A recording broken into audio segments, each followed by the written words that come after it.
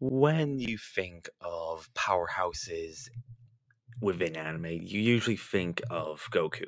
No matter if you're a normie or a hardcore anime fan, you would have to agree that Goku is basically the face of power in anime and basically the face of power scaling. And because of that, people like to compare their favorite characters and so on to Goku to see if their favorite character is strong, since Goku is seen as the measuring pole of power in power scaling. And one of those characters that have been compared to Goku over the last few years and has been a subject of debate between him and Goku is Giorno with Golden Experience Requiem. And since I'm a fan of both series, I would like to throw my 2 cents into this debate. So, who would win, Goku or Giorno with Golden Experience Requiem?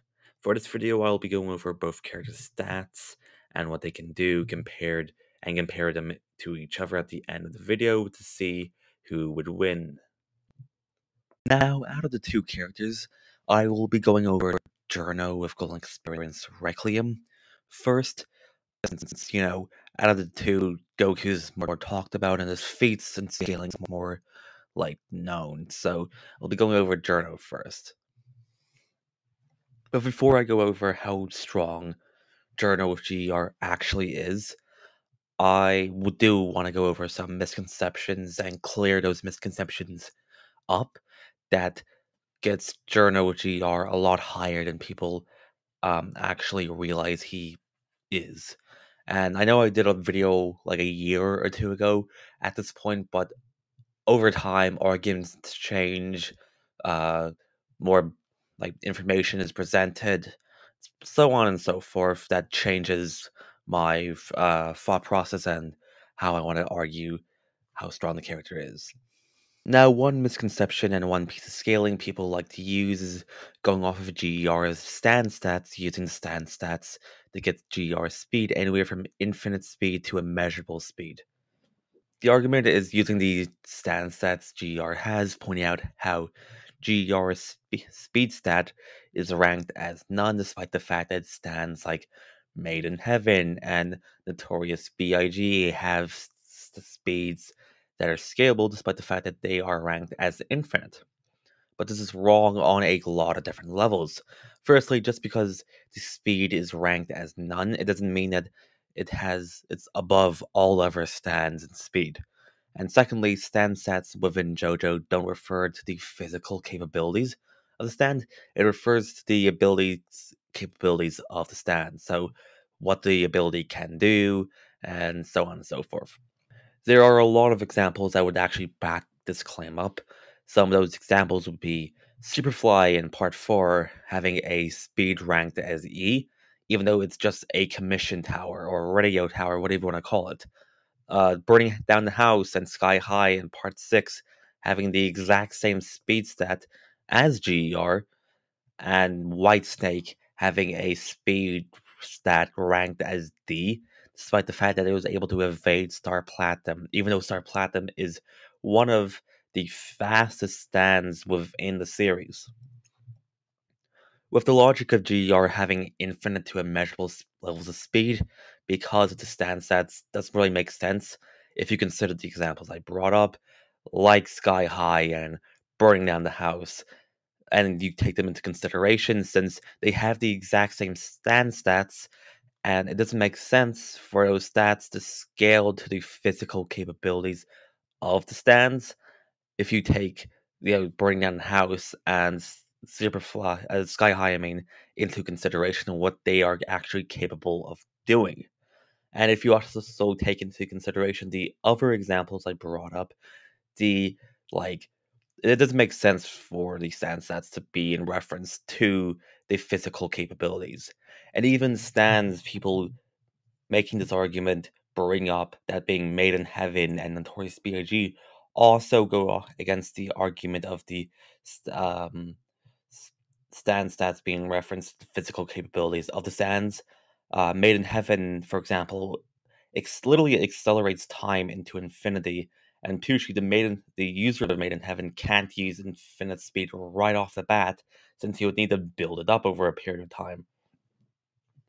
And if you look at Notorious B.I.G.'s abilities, it wouldn't make sense for Notorious B.I.G. to instantly use infinite speed right off the bat.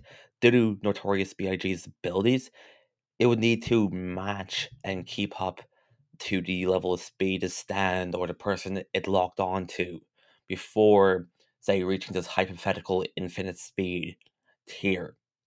That's why it's ranked infinite speed, because it can build it up depending on what person or stand it locked onto. GR realistically caps off at massively faster than light to massively faster than light plus, depending on the calcs you want to go off of for stands like Silver Chariot. Some other misconceptions and arguments would be using the Jojo Agogo scan I have on screen to get GR above all of our stands, physically speaking. But the thing is, if you actually translate the paragraphs and look at them, it's actually in reference to GR's abilities being the ultimate ability, and it's just in reference to GR's return to zero and not the physical strength. And this is backed up by the actual panels being used of return to zero being used against Diavolo. So it's not like it's some vague statements that you can interpret several different ways. And another thing people misinterpret about GR and use to scale him higher than he actually does scale, like getting him to 40 because Return to Zero is able to work on Diavolo during time skip.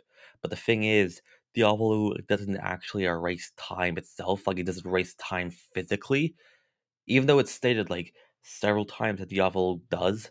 How Araki actually portrays Diavolo erasing through time says otherwise. We're actually shown time still flowing during time erasure due to Diavolo throwing blood into Giorno's eyes during the final battle of Part 5 just outside the Colosseum, or during Bruno's first interaction with Diavolo before his appearance got officially revealed when Sticky Fingers destroyed that pillar during time erasure. Things like this wouldn't happen if time is actually being erased, or if it doesn't actually exist during those 10 seconds King Crimson is erasing. And like King Crimson erasing time is also like contradicted by that blood trick the characters use during part 5 to signify that Diavolo is skipping through time, unless you want to say that their hearts are pumping at infinite or inaccessible levels of speed. And if some people are wondering why King Crimson doesn't get hurt, or like during his time erasure, the reason that is because Diavolo basically uses this thing that Jojo Gogo even points out called complete attack avoidance, which means he can't get hurt and he can't hurt others. So that basically just explains in itself why Diavolo can't get hurt and why things are phasing through his body becomes intangible to some extent. Other people also like to scale GR to the 4 to 5D ranges based off the D4C. Jojo of Veller statement saying that D4C transcends dimensions. But there's a lot of things to consider. And firstly, it's not dimensions in the context of maths, like the mathematical dimensions. Even if you look at some of the translations for that guidebook statement, it doesn't mention the dimensions within a mathematical context. It just means dimensions as in like universes. And this is actually narratively supported within Steel Ball Run. Secondly, you'd actually need to prove how and why this scales to GR, even if it does mean dimensions within a mathematical context. You would have to have to prove why Part 7 characters like D4C scales to GR, since both characters are technically in two separate universes. Now that I went over the arguments people use to get Giorno GR higher than he actually does. How strong is he actually?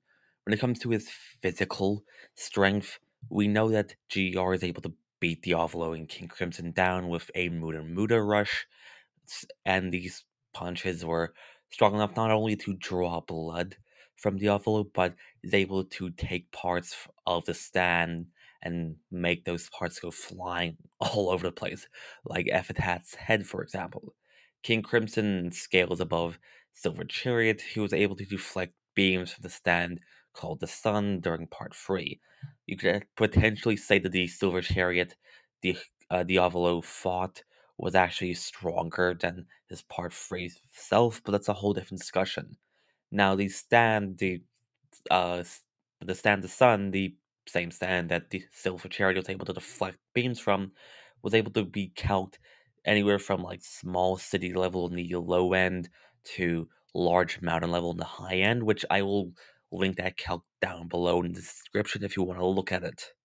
Now, when it comes to GR's main abilities, which, let's be real, GR's hacks abilities are the main things carrying him in most fights, his main ability is Return to Zero.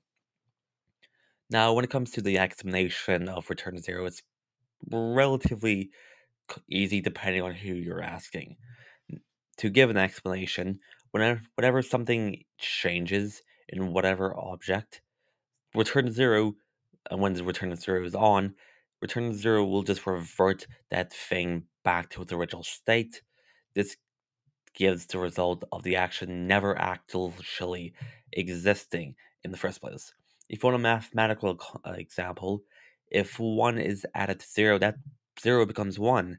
But if return to 0 is activated during this and is used, then that 1 will be reverted back to a 0. This is not just limited to the maths. Obviously, if you read the read the series, I mean, one error people usually make is that they think reverting zero refers to numerical numbers of zero, which I don't know why people think that, but they do. But it can actually be used in more than a numerical value. For example, if a car is parks and is suddenly just drives forward, when return to zero is on, return to zero will be activated and that car will be placed back into its original parking place. So, by all means, return to zero is some limited form of causality manipulation.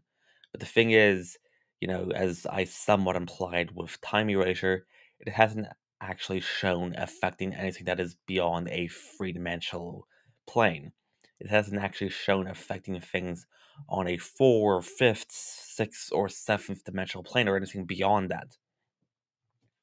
Now, with Return to Zero, and you know, a sub ability is brought up, you know, that being the infinite death loop. If GR hits you and seemingly hurts you and draws some amount of blood, the infinite death loop is activated, and you will enter, as the name applies, an infinite loop of deaths in a continuous series. As I explained the ability, I hope the graph I put on screen helps anyone to understand the infinite death loop. But the infinite death loop puts you in a situation where you're about to die, either that's getting hit by a car or getting stabbed by a homeless man. But before you die, you are placed within another death, but the pain still is there. Now that we spoke about Giorno and all the misconceptions and stuff, let's go on to Goku. When it comes to Goku's scaling, a pretty infamous feat is him and Beer's clashing fists and threatening to destroy Universe 7.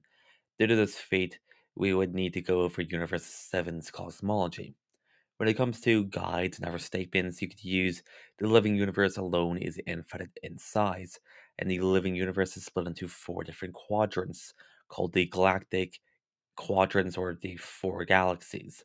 And there are multiple different hyperbolic time chambers throughout the universe.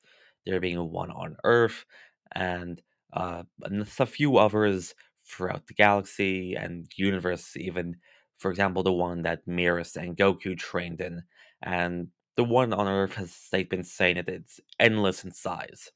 There's also heaven and hell, which heaven is stated to be as wide as the universe.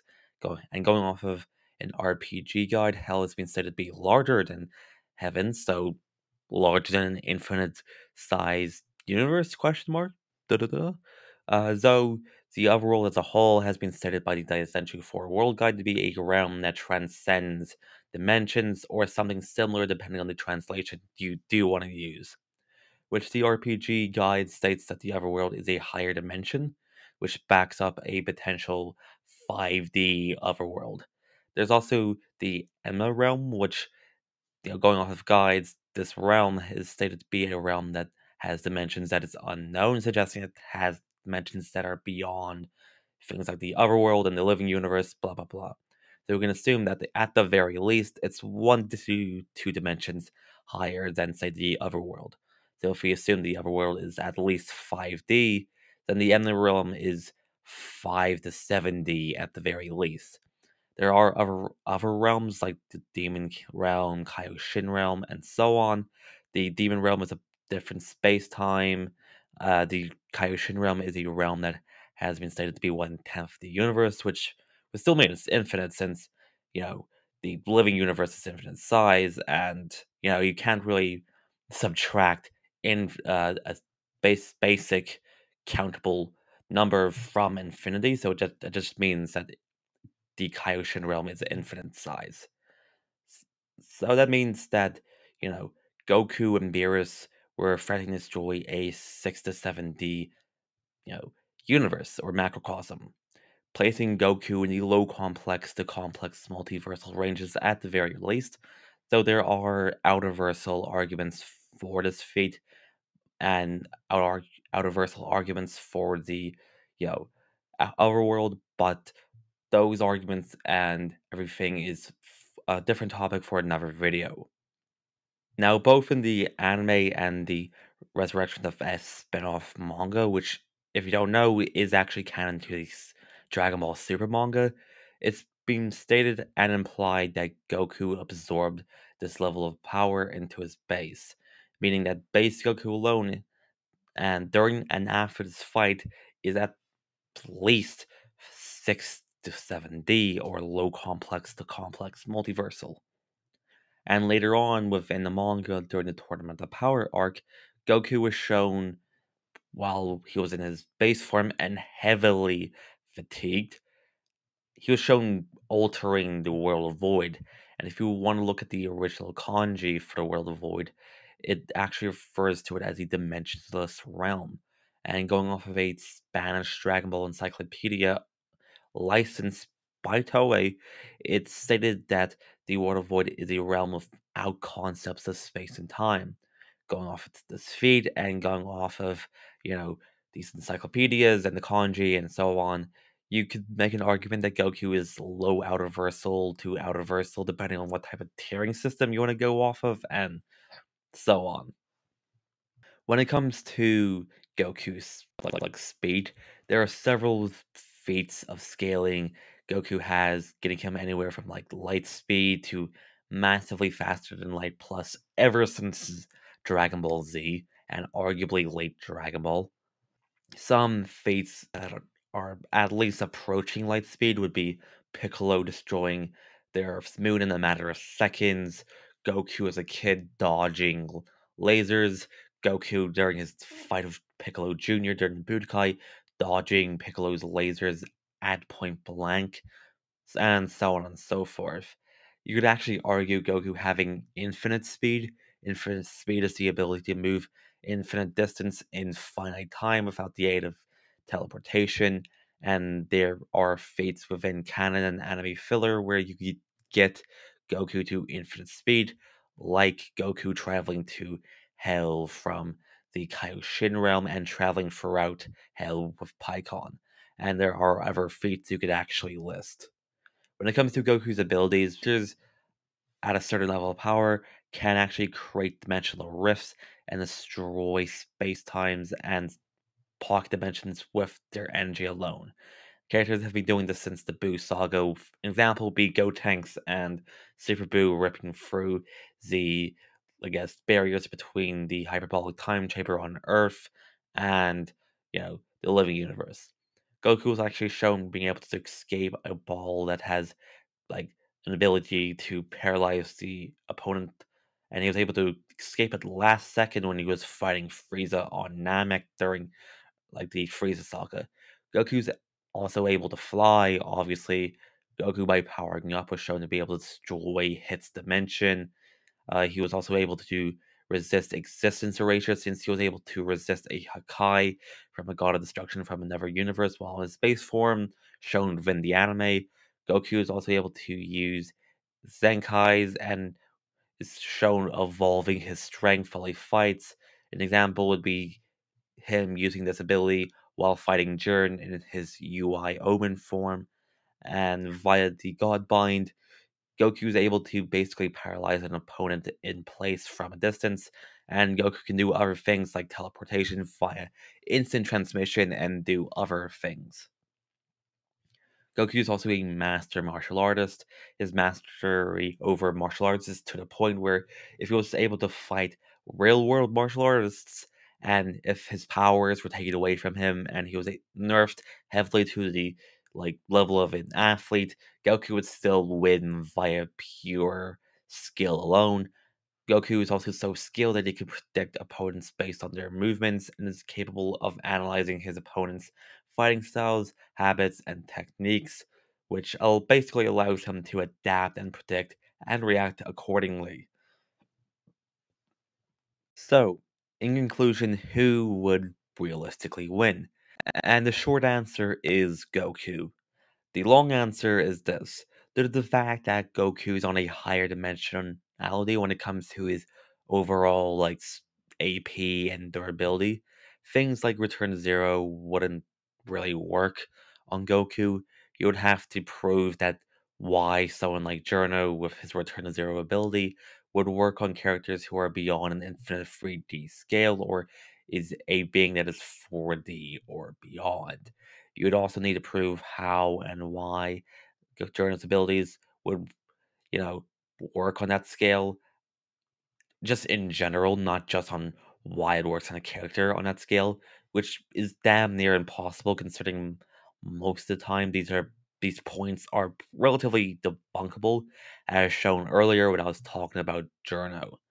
Even if you could prove Giorno's abilities can work on Goku, Gior isn't really a stand like Star Platinum, where it's an aggressive stand that goes out the battle right off the bat. Gior is a stand that likes to sit around and wait a while, basically, kind of like what he did against Diavolo. Gr wasn't automatically using Return to Zero off the bat, and even then, Gr's Infinite Death Loop is an ability that GR needs to hurt the character first before actually using it, which realistically GR wouldn't really do due to the fact that Goku is just so much more stronger than Giorno just in general, and GR also needs Giorno to be alive for GR to actually exist in general, just like most stands within JoJo's Bizarre Adventure. Even if GR has its abilities, it still relies on Giorno heavily, which considering that Goku can't even see stands under normal circumstances, Goku would just go up to just go straight for Giorno in general, likely speed blitzing and one-shotting both Giorno and GR. So the fight unironically would result in Goku speed blitzing and one-shotting Giorno, even if Goku holds back. Goku is just so much more stronger than Giorno that his body would likely just vaporize upon impact. That's just how strong Goku is in comparison to most other characters. Plus, Goku's skill compared to Giorno's skill is like comparing a nuclear bomb to a coughing baby. Goku is a master martial artist, as I proved earlier, and Giorno is just an average teenager, well, a really fruity teenager at that, who relies on his stand to fight, and even then, most characters with stands are mostly brawlers. So there's that to consider.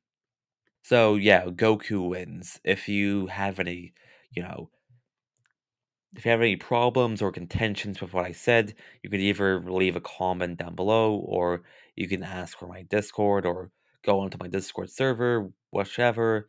I don't mind, and you can set your contentions there. Anyway, see ya.